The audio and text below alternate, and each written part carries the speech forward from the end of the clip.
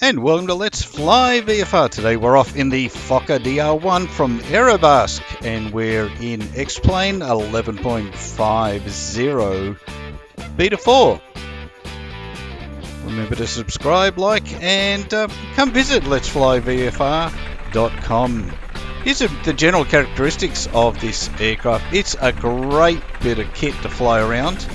It's been around since late World War I, to be honest. If any one of you are not familiar with this aircraft, then I think you should be. Beautifully modelled by Aerobask, and it's a bit of freeware that they've just released to us Warbird buffs. You can see the detail in here is really, really good. And it comes in a number of different liveries. We've got the green and yellow. We have the red, and we also have the blue livery. So we're going to have a fly in all of those today. We're going to pop around the Parafield Airport. Now, I've been really impressed with the latest update. We're in obviously beta 4 of 11.5, so with the Vulcan release, and it is smooth as butter. And I've got to tell you, my settings are up quite high. I'll put them at the end of the video for you to have a look. I can actually run in 2D with everything maxed, guys, and get about probably about 30 FPS, and it's really, really nice.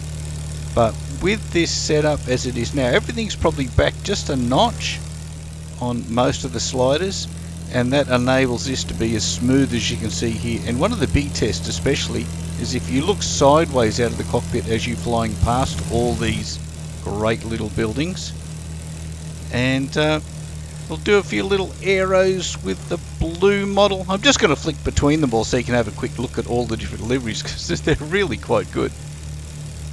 Around we go, and turn on a dime, just amazing.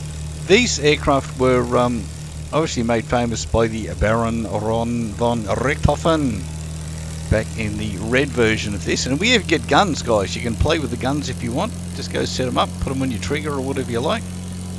I was sure I heard some firing going on. You can see the traces going off.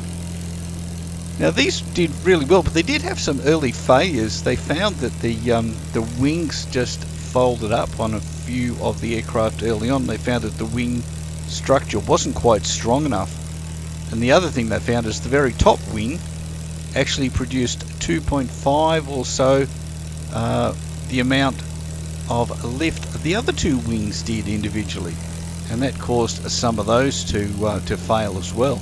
But gotta tell you, it's a lot of fun to throw around.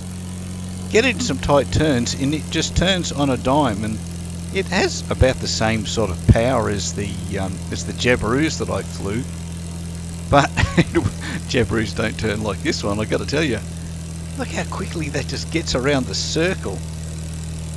Now, I don't know how you go aiming the mongrel thing. It's a bit of a challenge, but it certainly is a lot of fun. So if you're into warbirds, yeah, check this one out. Grab a hold of it, give it a good whizzing around the sky. It is a mongrel to take off and land, I'm going to tell you.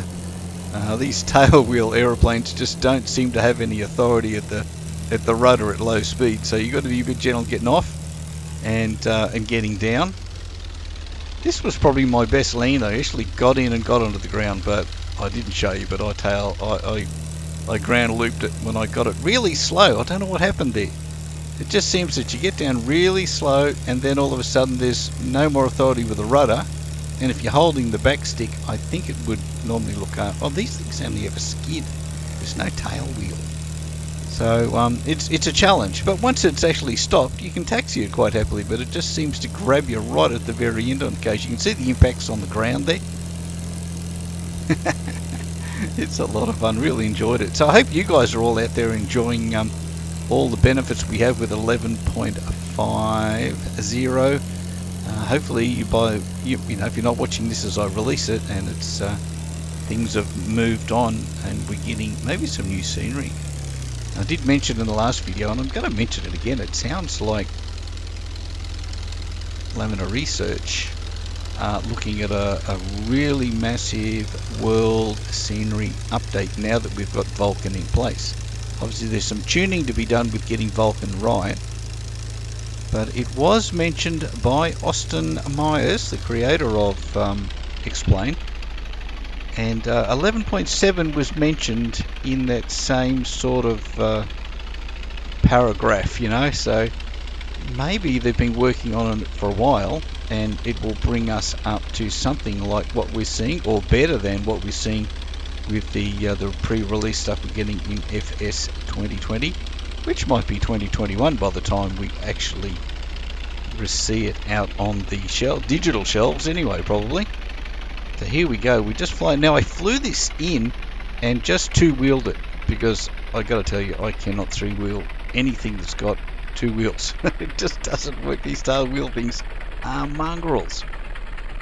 But I challenge you to go and fly it. The Stinson's a really great default one as well. So here we go, taxiing in. I wasn't going to share my embarrassment this time. I shared it with you last time. Really, really nice. Taxis quite well. It is a mongrel to see as well out the front. You just can't see anything. In VR is good because you can lean over and duck down and actually look underneath that middle wing to see where the lines are on the runway. But it was certainly a lot of fun to fly around, and I'll be flying around a bit more, although you may not see it on the channel. I know I'll be having a bit of fun with it because I really like the way it handles. I think we should look into some more of the World War I and II aircraft for a bit of fun. A big shout out to Aerobask for supplying it to the community, and subscribe, like, and I'll see you again next time. Bye.